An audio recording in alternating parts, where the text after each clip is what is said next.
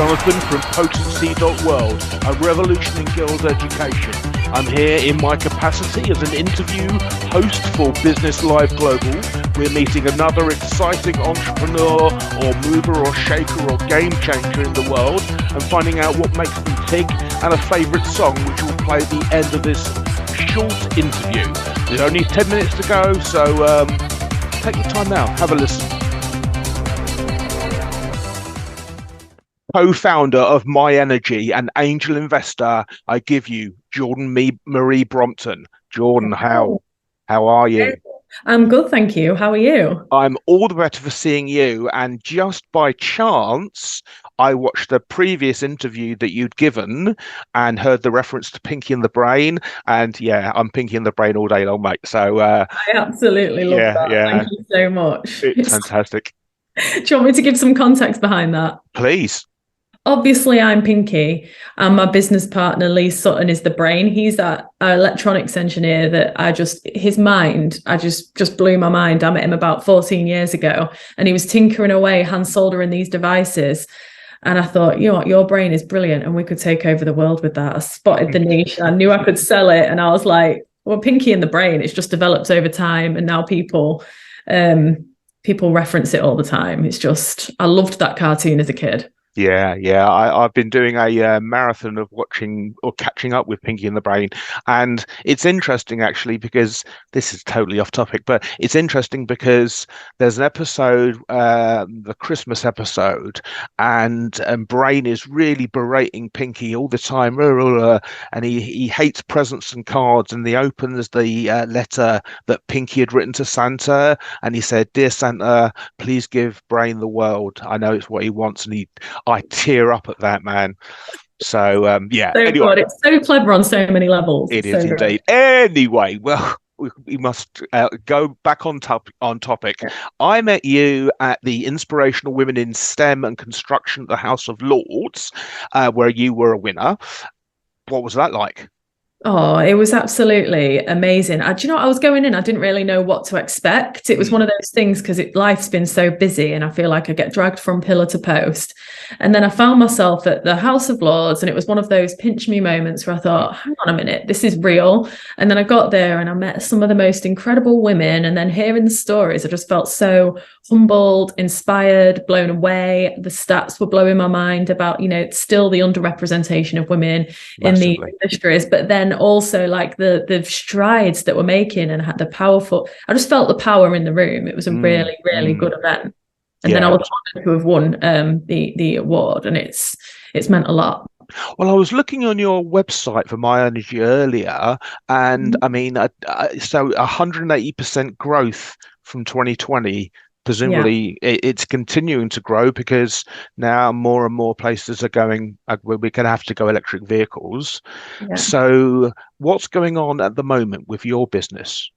It's been wild, and the growth has been insane. So we're only 7 years old, and we've just been growing. Last year, we grew as well.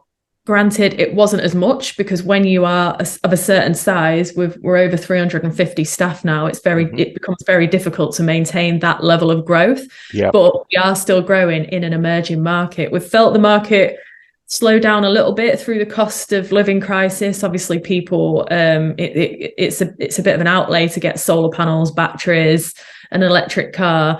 But what we're all about is empowering people to make those decisions when they can and remove barriers. The next challenge will probably be the financial challenge, because I believe that renewable energy should be a necessity, not a luxury. So we're looking at ways that we can make it more accessible to more people. But yeah, growth is still very much on the cards. New markets, growing the markets that we're already in. We've got a long list of products that we want to develop and release, not just hardware, but software as well.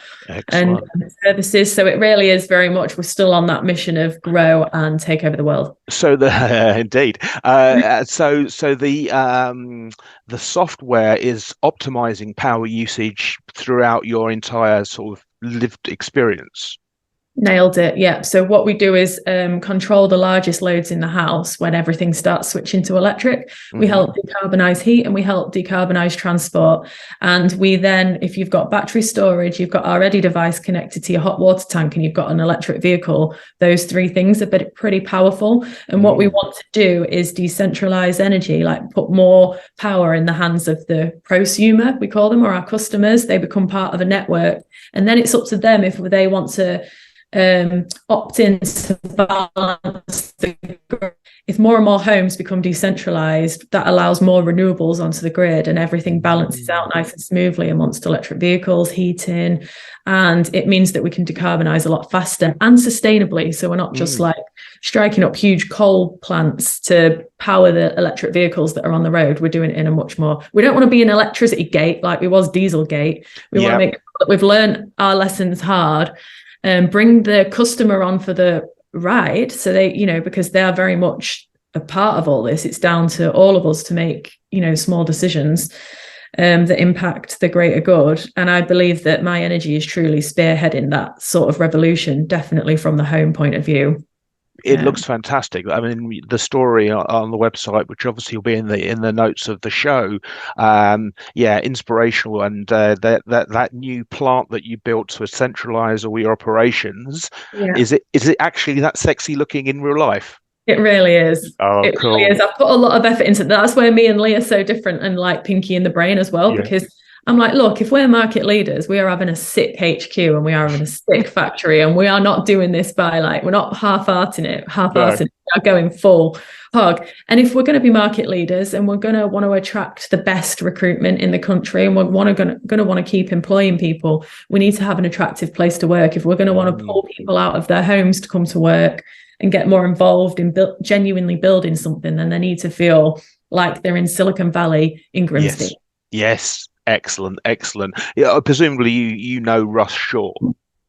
Who, sorry? Russ Shaw. Is he the guy that I met I don't know. Event? Yeah. I'll give you his details after the recording. He's a advocate, set up this amazing network of people that might be able to help you on a pro bono thing. Yeah. I'll give you his details. At the event. Yeah. So listen, I mean, obviously STEM construction, I don't think it's even arguably male dominated.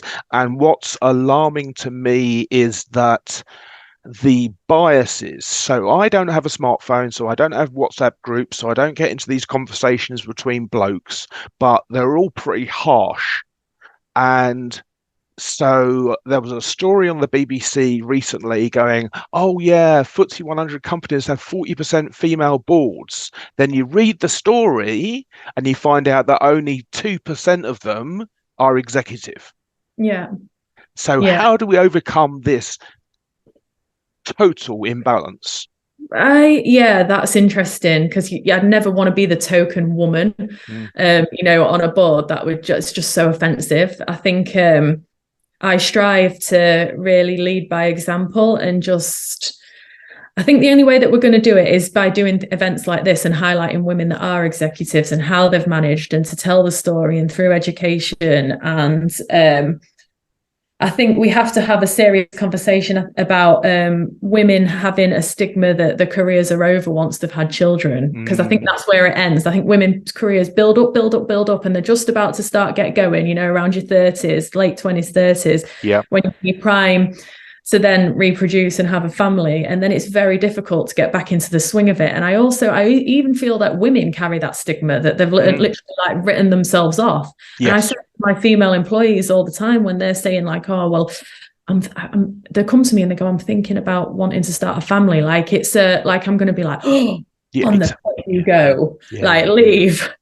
And I go, that's amazing. And then they're like, yeah, but I'm really scared. I'm like, why are you even putting that pressure on yourself about thinking about work straight away after that, whether you can come back? You might decide that you want to stay home and be a full-time mom. You might decide that you want to take more flexible hours. You might decide that you want a nanny and your career is where you're heading. Absolutely. Let's just empower women to take a moment and understand that is a huge part of your life, and not to put the added pressure on it, but take it step by step, and then encourage employers to if females want to get back into the workplace or want to pick up the career, that the door's wide open, ready for them to throw themselves back into it. And even if it's a few years that they have off or that they need off while their hormones settle and balance, and then I think there's a lot of work to do around menopausal women as well, and perimenopausal women, and helping them navigate that, because I've just watched my mum go through it, and she said that she doesn't know how she'd be able to hold down a full-time job when her hormones, and it's not stuff that we get taught. It's not stuff that we understand or get taught or understand our bodies. And I think if men and women understand each other on more of a cellular level and more of an empathetic level, then we can find ways to like grow and bend together and just have a new normal. On that very note, then I'll put you in touch with a woman called Kate Usher, who's my menopause coach connection, and she's all over that.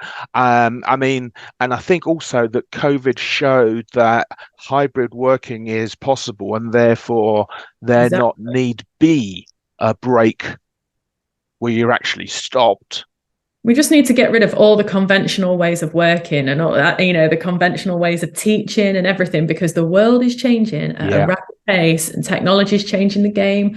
AI is changing the game. Us humans have got a lot to navigate over the next few years, but I think more open, honest dialogue, leading by example, and being very willing to bend and flex, as long as you're getting the results. Like, I'm not about handing a woman a job because she's a woman and that's not going to get us anywhere. No, it needs to be on merit, and it needs to be when we're, when it's earned and deserved. And as long as we're getting the job done, don't worry about what time it was done. Don't worry if she's up at 10 at night, getting all the hours. Women are very like all or nothing a lot of the times. And I'm speaking from my own experience. We need those moments where we crash and the world's just a little too much and hormones are in. But then when we're coming out of that, we're unstoppable. So it's like learning to lean with our peaks and troughs of how we work as a species. Well, this is the ebbs and flows that make us human. And you're quite right that there are moments where, it's like having a superpower. So listen, we've come to the end of our time, and your song is coming up, The Flaming Lips, Do You Realise, which has a really quiet intro for like 30 seconds. But anyway, what are your plans for the future? I just want to keep doing what I'm doing. I'm loving where I am at the moment in my life, in my career. I love my energy. I just want to keep growing it to become a household recognizable brand. I want it to live way longer than me and leave a real lasting legacy. So it's just build, build, build. Fantastic. So would you be open to, because I mean, this is a broadcast all around the world, are you looking for investment to scale? Yeah, we're exploring all options at this moment in time. We're self-funded at the minute, profitable, doing well, but we are open to all options. Excellent. Well, look, if you're watching this interview, you hear it on Business Life Global Radio or see it on our YouTube, reach out. I'll leave all of Jordan's notes and contact details in the notes of the show. Jordan, thank you very much for your time. Thank you. Thanks for having me. Hope you enjoyed the song. Yes, I've pre-listened to it. So